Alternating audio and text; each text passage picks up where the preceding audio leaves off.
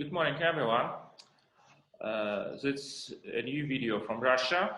Today, as everywhere in Europe, we discuss the future of insolvency practitioners' profession. And thank you very much for Oleg Zaitsev, who is assistant professor of Russian School of Private Law and at the same time a member of INSOL Europe for many, many years and a really prominent expert in insolvency law in Russia. So thank you very much, Oleg, for joining us today. And because in Russia we have something absolutely different, because we do not have one organization of insolvency practitioners. I hope it is not the only video from Russia, and we will show you some other interviews. But I believe that it is a very good start to discuss this issue firstly with Oleg, because the last year the government in Russia introduced a draft of the bill which should change insolvency law radically. And I hope that Oleg will tell us a bit more how he sees the future of the profession in Russia. So Oleg, what do you think? How will we live with insolvency practitioners in Russia? Should we change something? First of all, good morning, everyone. It's a pleasure for me to take part in this conversation. Thank you, Dymitri, and thanks to INSOL Europe for inviting me and giving me this opportunity to present the Russian system of appointing insolvency professionals. I would like also to mention that I also have a privilege to be a chairman of the Russian kind of INSOL Russia that is called Bankruptcy Club. So we are trying to organize professional society in the same manner as INSOL Russia does, INSOL Europe does. And also, speaking about the draft legislation that you mentioned, I also took part in drafting this document. So I really do think that we need to change our system of appointing insolvency professionals, because since 2002, so it's how much? It's 19 years, we have a system where the main role in this process belongs to the major creditor. Usually it's a bank or a shareholder that is pretending to be not a shareholder but a creditor. So these years show that this system is totally corrupt.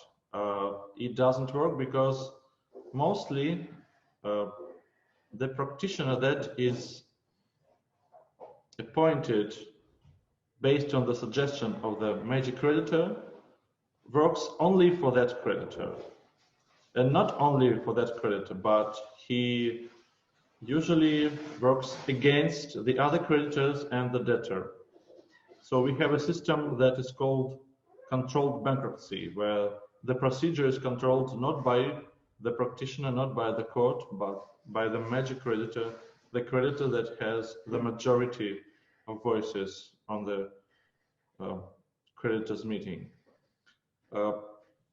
I think that's an awful system, and we should change that, because the other creditors often do not get any payment in the procedure, or a very small percent of a payment.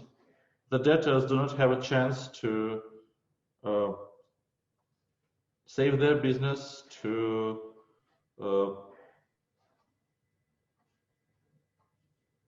have any control over the procedure, so that they knew that the business they created will not die. So mostly in Russia, we usually say that practitioners organize funerals of the debtor. They don't know how to, they don't want to continue the business, to save the business, to help the debtors and the directors and the shareholders to solve their problems, because they work only for the creditor that appointed them for that procedure. And this system, I think, should be changed. And I should say that we had a different system in our country. We had a system where the court appointed a professional. It's similar to the system that we can see in Germany, in France, in Austria. But this system failed too, due to the reason that our society do not believe in courts. They think that courts are corrupted, and that's why we changed our system. But the new system, creditor's appointment, failed too. So now we have only one opportunity to try a system where practitioner is chosen by a computer. So in this situation, we try to use the experience of the United States and Japan that use such a kind of system where no human is involved in choosing a practitioner. So this new draft suggested by the Ministry of Economic Development is trying to implement such a system that would help us to make the practitioner really independent from the creditors, from the debtor. And we hope that it would help us to get a really better procedure. Because now I think that it's always funny to see how people who are not specialized in bankruptcy say, well, you spend so much time and money for insolvency procedure, but the creditors get nothing. So I think that should be changed.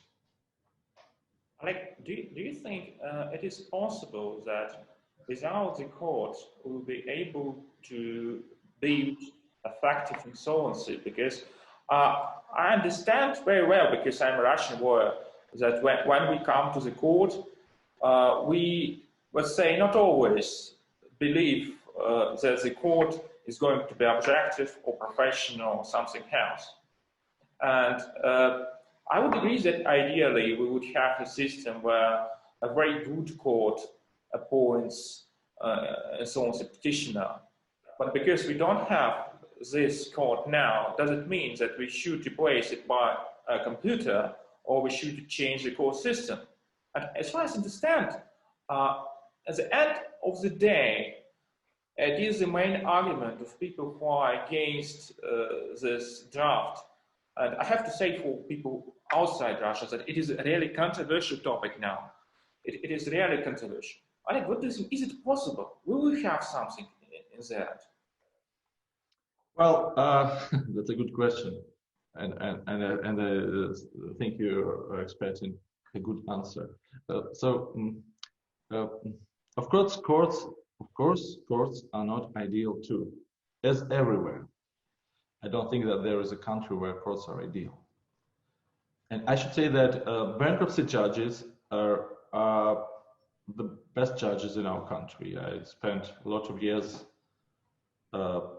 working with these judges, and I should say that we have a lot of great professionals that try to make our bankruptcy law better. But of course, they're not ideal. And of course, if we do not believe in court, well, everything is in vain. That's true, but they're not ideal, but they are not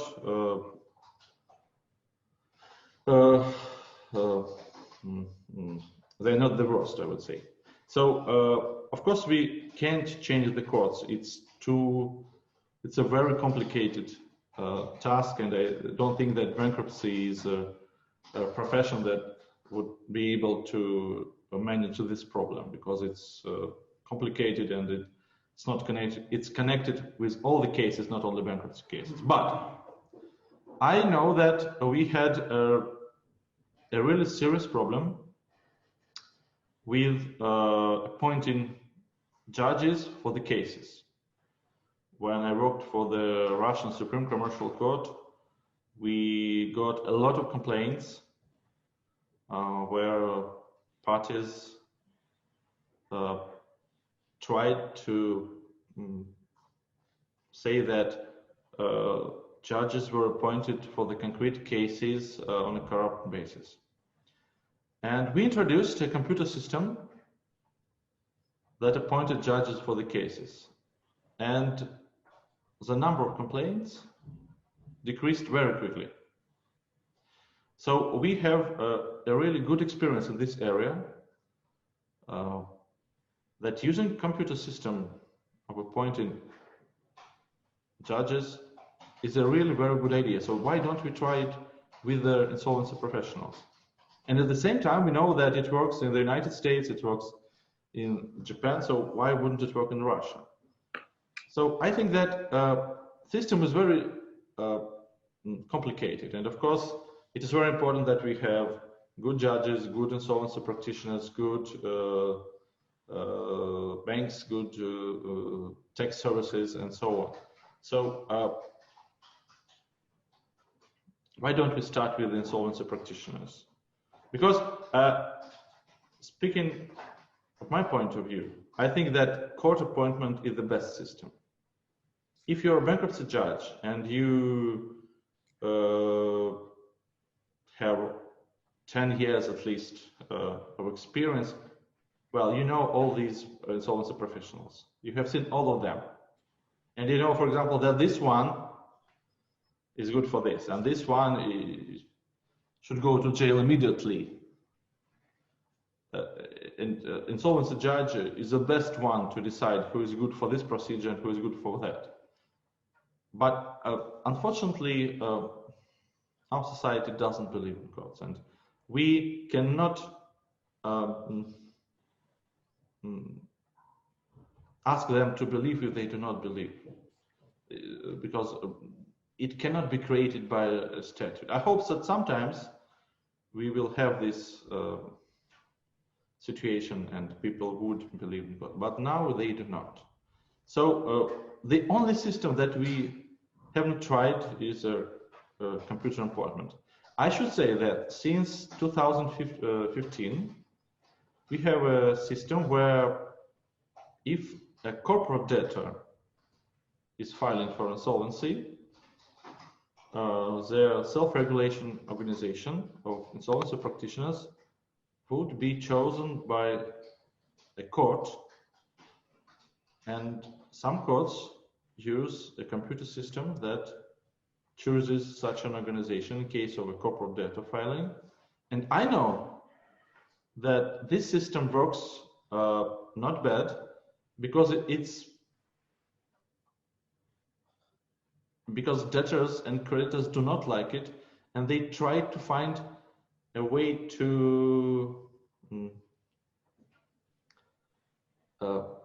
pretend that this case is filed not by a debtor but by creditors, because creditors still have a right to appoint a trustee. And that shows me that it's a good idea to get the debtors and creditors out of the insolvency practitioners appointment system. So we have good experience with the judges. We have a good experience with corporate debtors filing, and we have a good experience of the United States. I think that promises us that we would get good result if we implement this system in our law. That's interesting, because a couple of years ago at INSOL Europe, we had the same discussion. And in fact, we were comparing Western model where the court appoints insolvency practitioners and new European countries model who tend to use a random choice. And in fact, let's say the result was exactly as you said. Since you do not believe in judge, you have no other choice but to rely on the computer. But at the same time, of course, ideally, we should believe in judge. So it's interesting, because it seems that we have more or less the same understanding in the different countries at the moment how it should be. I mean, comparing what we have in the judicial system and what we have in the insolvency practitioner profession, how we can have them together to have an ideal candidate as an insolvency practitioner. But anyway, last year we lived with COVID-19, and what do you think? How it was for the Russian insolvency practitioner profession? How they were affected by the virus, by the whole system? What do you think? Well, I'm not a practitioner, but I do talk to many practitioners very often, and they say that they got more job and less money last year because more businesses, more individual debtors went bankrupt, obviously because they lost income, they lost jobs, they lost businesses, and so on. So there were more job for the practitioners, more case filing, especially concerning individual debtors, but they had less money to pay to the practitioners. So I don't know what to say. Is it good or is it bad that you have more job but less money? Usually I say in this case that it's better to have less job than to have no job. But of course everyone wants less job and more money, but it's very, very difficult in bankruptcy situation. So I think that COVID situation didn't influence our insolvency practitioners very much. I can't see any significant changes in the profession. I do not see that, for example, lots of people leave the profession or that they join the profession. So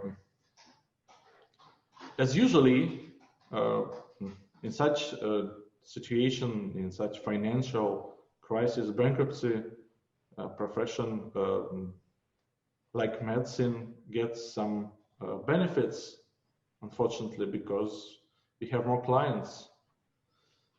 Doctors got more clients last year, and we got more clients last year. Yeah, so, indeed. That's a usual situation with our profession. When the economic situation is good and economic is growing, they don't need us. And when the situation is bad, they need us, and we are happy to help. Though, of course, we understand that they are not happy to ask us to help. But that's our profession. I think we all got used to it. So, if you had a chance to say about one very special thing of Russian insolvency practitioner profession, which had been shown by the pandemic, a feature which would be interesting to hear, what would you choose? What would you think? Is it something special in our profession? Yeah, of course. Well, I think one of the most interesting features that is not known in other countries is a system of self-regulation organization. So as you have already said in the beginning, we do not have any formal organization of all the practitioners. And we have, I don't remember the exact number, but we have several organizations. So every practitioner has to be a member of a self-regulating organization, and he has to pay some money to a special compensation fund that is used to cover the losses incurred by any member of the organization. So it's a kind of situation that you have to pay for the other practitioner that is a member to the same organization. So the system is designed to make the members of one organization to look after each other, though in practice it doesn't work. So the problem is that these self-regulating organizations do not regulate anything. So in practice, there is no government or state regulation of the insolvency practitioners, and the self-regulating system doesn't work too. But this idea of a situation that you have to pay the losses incurred by another member of your organization is a very ancient idea. I don't like it, frankly speaking, but our government still thinks that it's a good idea and tries to make the system work. I don't believe in that, frankly speaking, but I think that there is still, after 19 years, a possibility to make self-regulating organization self-regulate. So we shall see if it could really work. But this idea is still in the law, and the government is trying to make this idea work. As far as I know, we do not have such situation in other countries. So it's really very unique, I think. Okay, I see. But anyway, coming back to the discussions which they have in the EU, as you surely know, they are discussing different regulations on the field of restructuring. And what do you think? Would it be possible for Russia one day, not probably today, to have a special profession of practitioners in the field of restructuring?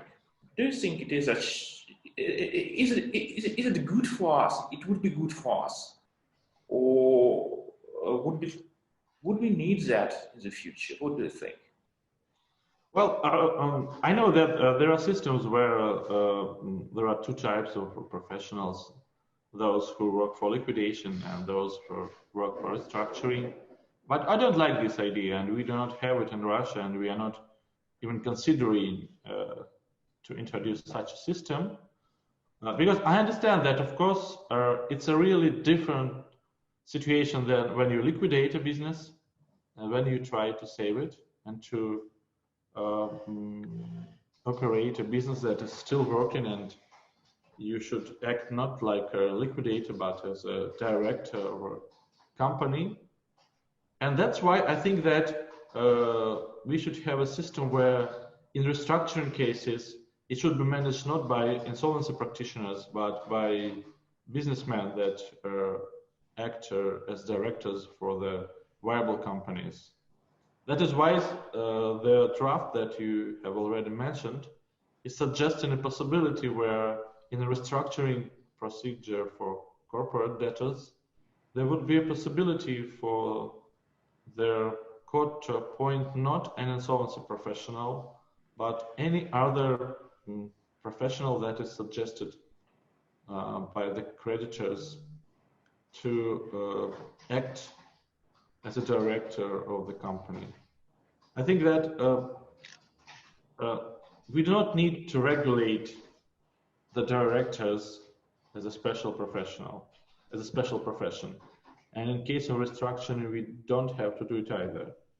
We should just allow to appoint someone who is good, known as a businessman, as a director for the businesses. In this case, not only an insolvency professional.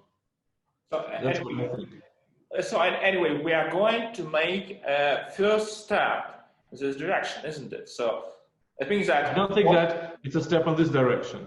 I think it's a step in a direction to facilitate restructuring proceedings, but I don't not think that it's a step towards creating a new type of insolvency profession, because